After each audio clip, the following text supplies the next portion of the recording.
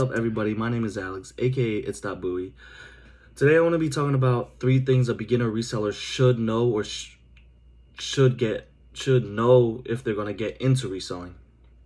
But if you haven't checked out my last video that I posted this week, this is my second video this week. But go check out that last video. It was 140 clips of Legend Blues.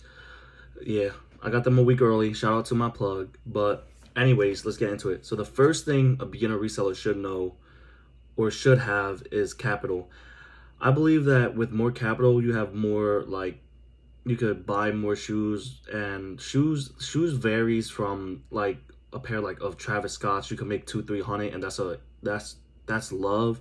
But like, say if you're a reseller like me, I buy mids, I buy Air Force Ones, I buy all the bricks where I make $5 to $10 on, and it stacks up. If you have the capital, 10 to 20K, if you got that on a card, if you got that in cash, it don't matter. If you got the capital, you definitely can make this like a day job. You go to stores, pick up mids, lows, Air Force Ones, flip them for $5-10.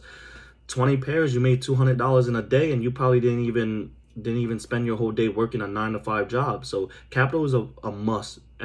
Every reseller should have capital.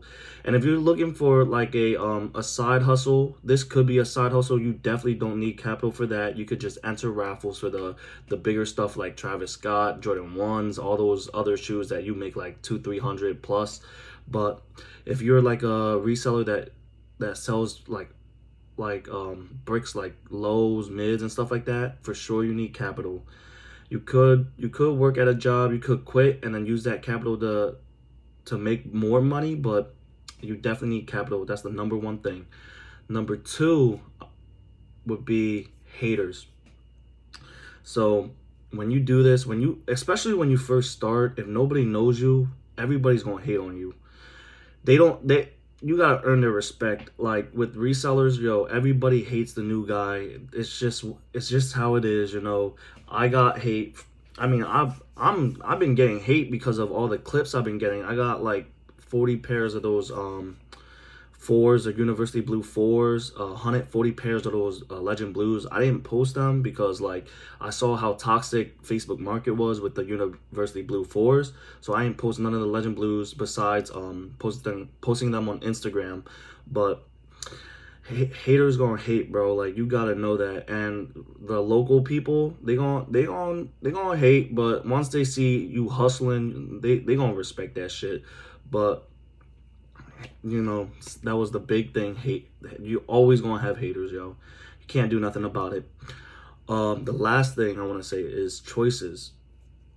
So as a beginner reseller, once you hit that first pair of like Travis Scott's or like Jordan 1s that you see that you believe that you will never touch in your whole reselling career, but like choices is a big thing, because once you hit a pair of shoes, you got to learn that, is it worth it to keep it, or is it worth to sell? Because if you could make that $200-300 come up, you could use that $200-300 profit to buy more sneaks to make more money. A lot of new resellers, they come into the game where like they hit a random shoe, like a rare ass shoe, like say for the Travis Scott 6s. I know like a couple new resellers that hit them, they're putting them straight to toe. And personally, I think that's dumb, because if you're new, you definitely want to build up your capital so you could buy more bricks to flip, or have more money on the like profit side so you could buy more sneakers to flip. And then once you're at a point where like if you could hit like 5-6 of them through a bot, then then that's the better choice to keep a pair. If you just hit one, even if I hit something, if I hit a pair like Dunks, if I hit one pair, I'm not keeping them, Jones. Even though if they're my size, I'm not keeping them, because knowing that I can make that $100-200 profit, I'd rather take that, call it a day. You know, that's my whole day of working. $100, not a lot of people make $100 in a day. So take what you have, you know, take the profit, save it for the next day, try to make more bread from it. And then once you get good at it, once you do this and you actually have backdoor plugs, you start botting online and you're hitting like multiple clips, oh yeah, you definitely could keep that shit. Wear it, do whatever you want. Like in the beginning, that was one thing I struggled with. Every time I hit my size, I tend to put straight, I stay straight to toe every time. And that was my problem. And I wasn't making as much profit for me to like put it back into my other shoes that I wanted to buy. There was multiple times where I couldn't even buy sneaks because I didn't have the capital.